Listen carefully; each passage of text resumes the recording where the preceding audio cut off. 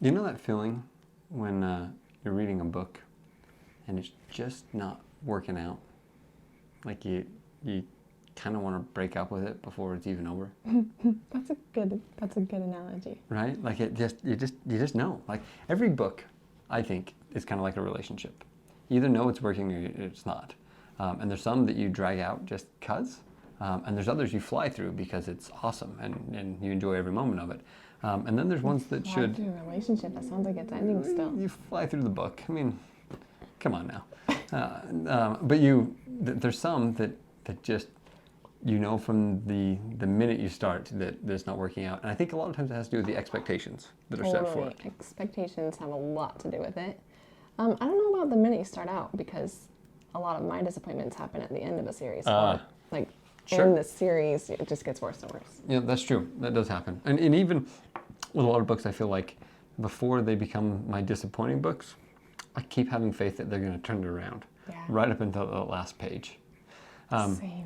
And so, not to be a bummer, but we're going to talk about our biggest disappointments, at least right now. There's 3 each of some of the books that have let us down recently. And we'll see what I guess maybe themes come out of them or why they let us down here. Right. This one I know for sure is expectation.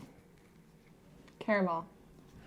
That actually is the, I don't know what the right word is, the reason we're doing this one, right, is because you've been so disappointed in this book. I am still just like, what? Like, what? Yep. I don't know. There was just no cohesiveness. There was no rhyme or reason to anything. Like, you couldn't grasp anything. It just kept like flying, which maybe some people liked that, and like that maybe that was the allure. It was just like crazy. You don't know what's gonna happen next. But like I could not. I really couldn't do this book. I've heard people say, like, if they could visit any world, this is where they would go. I'm like, what the crap? Nope, I wouldn't ever go here. Never, ever would I go here. The characters, don't think I care about them. I think she didn't have, maybe the first chapter was good. Before she got to Caraval Island. But even, like, on her way to Caraval Island is where, it's not called Caraval Island, whatever. But, like, even on her way there, I was, like, started to lose me real fast. I just was so confused with what was going on the whole book. Here's the sad part. I already own the spin-off series. What's it called? Once Upon a Broken Heart. Yeah. So I'm kind of like, shoot, do I need to read the next 2? Like, do I need to finish this trilogy in order to read that spin-off? Because I already own it. But the character in there, I think, is Jax. And I have not met a Jax in here. So maybe I'd be okay. If you know, will you please tell me and spare me 2 more books of this? My favorite thing is that you went ahead and bought the spin-off series. I did not know that's what it was. Oh, okay. I just knew it was the same author. And I knew it was getting decent reviews. That's why I bought it. It's so interesting. This is not the focus of this movie at all, or this video. But you buy books very differently than I buy books. It depends a lot on how people are feeling about a book. Yes, you are incredibly influenced by influencers. I guess you could say that. Wow, it works. Book 2, book talk. It gets you. It Yeah, really does. but I've been burned a lot, especially lately, where I'm like, do I trust these people? Yeah, like that's interesting because I really don't buy my books that way. You do not. I tend to buy them by the cover, maybe. The answer there. That's funny.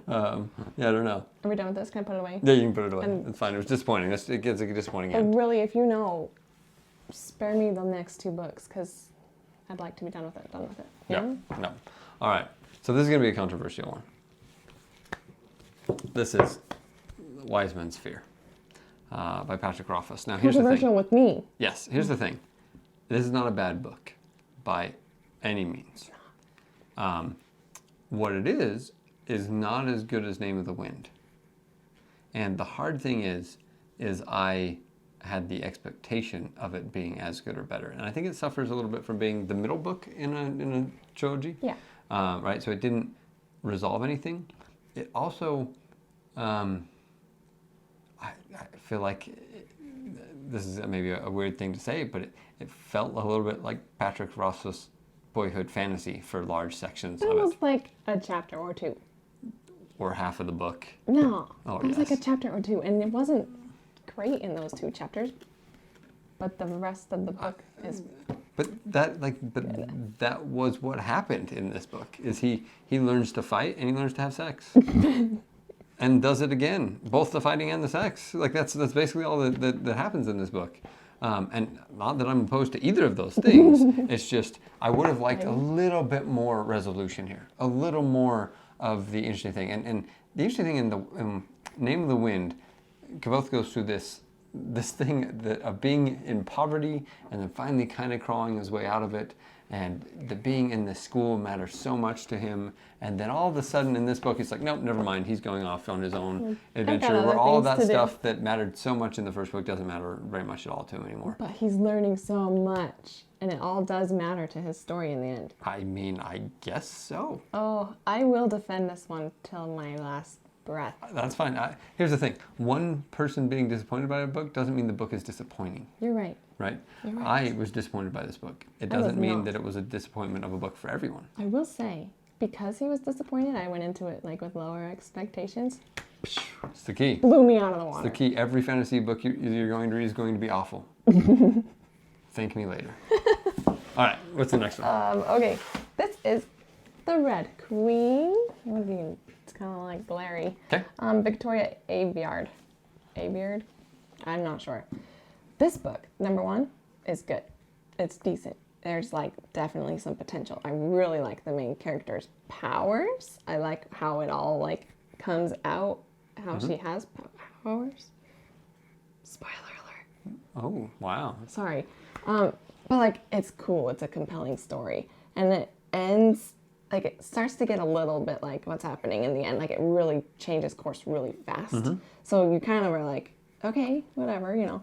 So I probably was going to put this one down and not finish it just because the ending just took an interesting turn that I was like, okay. But then I was talking to this lady at a wedding, which I've mentioned a couple times.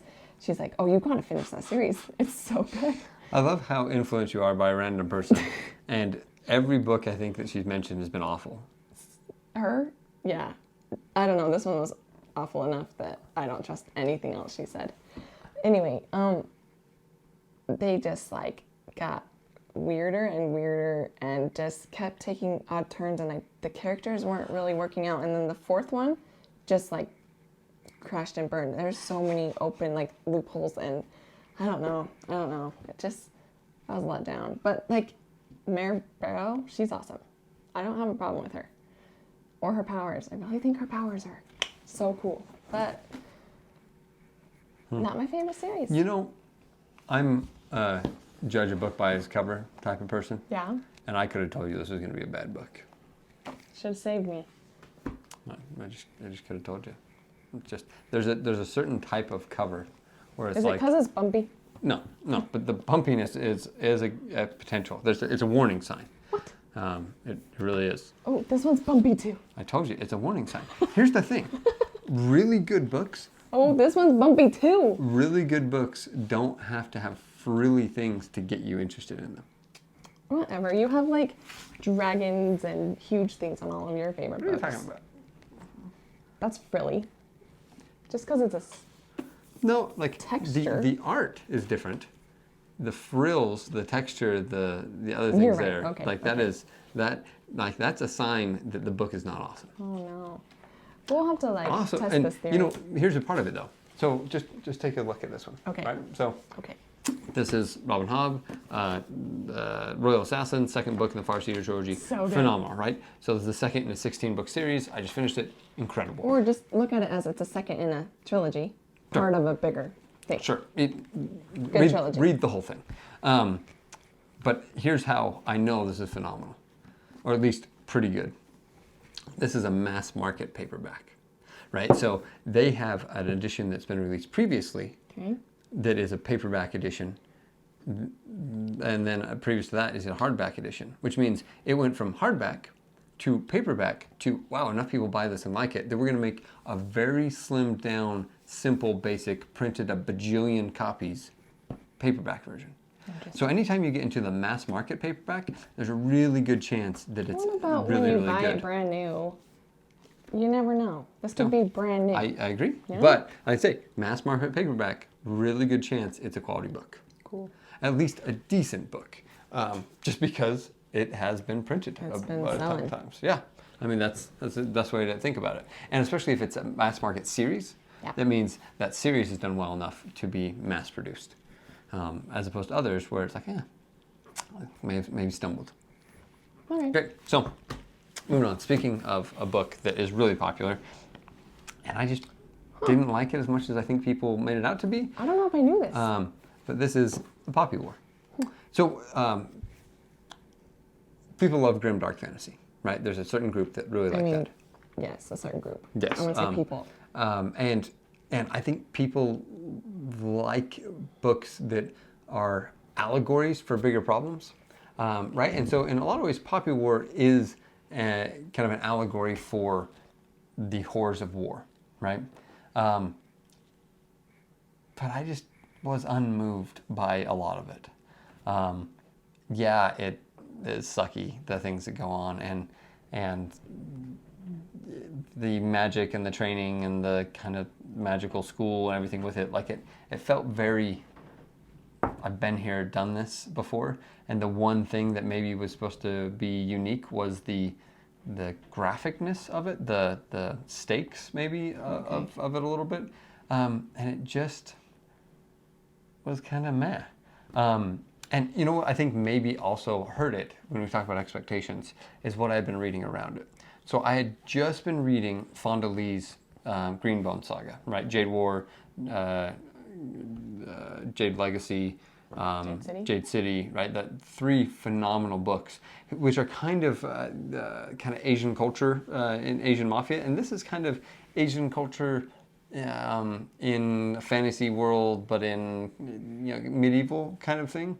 And the comparison was really stark. Of the Greenbone saga felt richer, deeper, more meaningful, more powerful, but also had that grim, like, whoa, lots of this really sucks, and points out parts of reality that aren't fun in the same way, but just did it better.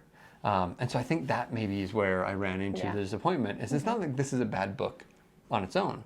It just, when it got compared so closely together there, combined with the fact, and this is, I guess, is me falling into the influencer trap, but I'd heard from multiple fantasy YouTubers or others that this was a really good book. And so, they like books I liked. I thought they would fall into there.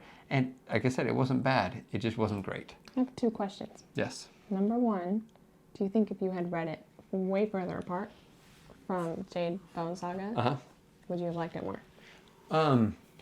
Like 2 years later. Yeah, maybe. And the other thing, so like, this also feels very much like the Red Sister to me. But I like the Red Sister better. It feels a lot like, trying to think of others, like it feels very derivative, which isn't a bad thing per se. It just, when your derivativeness is there and you're not better, right? Like it's one thing to build upon what somebody else already does and be better. This one, I just don't think it is. It's kind of where it would be. And so I expected it to be. And it was just disappointing. And disappointing enough that I've passed the sequels by every once in a while and been like, no. That's what I'm wondering. That was my second question. Are you going to read the second book? Maybe eventually, just to give it another chance because people really like it. But, I right now, no. Okie dokie. All right, Poppy War. What do you got? What's the next one? This is a depressing video. I'm sorry. These books are fine. They just are disappointing for us. Okay, so this is a 4th of a series. It's called 5 Dark Fates. No. The first one is 3 Dark Crowns. And this is different than Red Queen, because Red Queen I just kind of was teetering. Can I see this? This series, the first one I finished and I was like, holy crap, that was so good, I need the next one. And I bought it and I read it. Flew through the first 3. Loved them. It's going so well. Then this guy happens.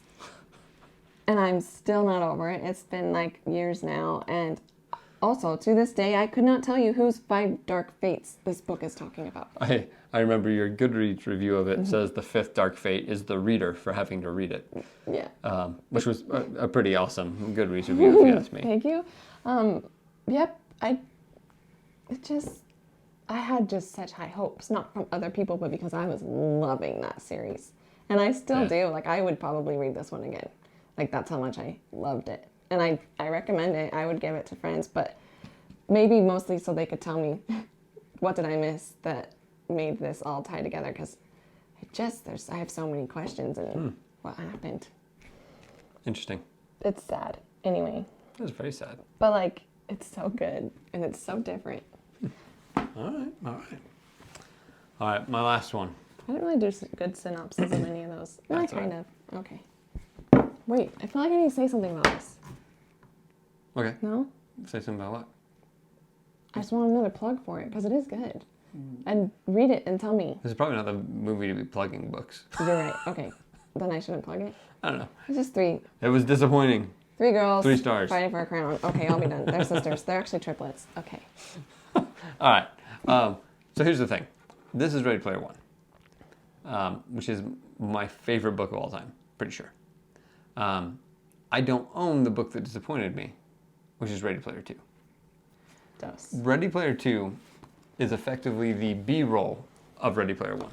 It was all the things that were cut out of the better book, and then eventually Ernest Cline was just like, yeah, let's just throw it in here to a second book.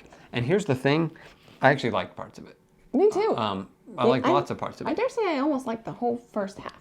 And I didn't mind like if you were to take the individual challenges and things as individual parts. I didn't like the challenges at all. That's where it lost me. See, well, and like I'm a huge Lord of the Rings fan, and there's the whole Silmarillion parts of that, and I like that a lot. It spoiled it for me. Yep, sorry, but it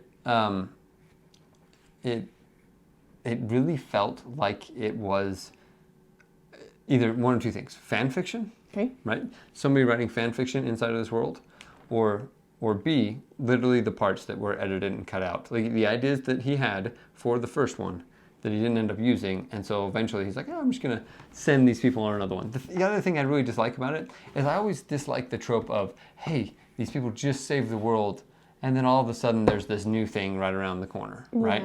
I really don't enjoy that with writing things.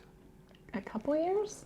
Yeah, maybe, but like, why would someone set up this entire elaborate Easter egg hunt only to have a second magical elaborate Easter egg hunt kick off randomly amount of days afterwards, right? Like the world of Ready Player One, I think, had a lot of potential for another book. It was interesting. The Oasis is fascinating. It's so cool. Literally, you could do anything you wanted in it. Anywhere. Yep, I think it would have been better without the same characters, without the same theming, right? Like, don't do things around the 80s and that type of stuff. Like, you could have done, I think maybe a better route would be to take the Parzival, right, that won, and have it be him handing on his, doing the same thing that Holiday did to everyone else later, and have it be all references to modern pop culture things in the 2000s. Yeah, talk about Taylor Swift for a half hour. Yeah, like I think that would be very interesting in a way that feels more organic. Yes. Like that would make more sense. You're right. Anyways, so very disappointed by Ready Player 2, which I actually think is a good microcosm of this entire thing. It's not that these books are bad. Nope. It's not that I didn't enjoy reading these books. It's that it didn't meet my really high expectations. And I think that's probably the theme for this entire thing. Yeah. Is high expectations sometimes can be a detriment to an enjoyable experience. Yes. How sad though, but like good, and there's some good gems from all of them. Although I will say, how awesome is it when you have incredibly high expectations and a series or a book exceeds them? Yes, that's a good feeling. Oh, it is amazing.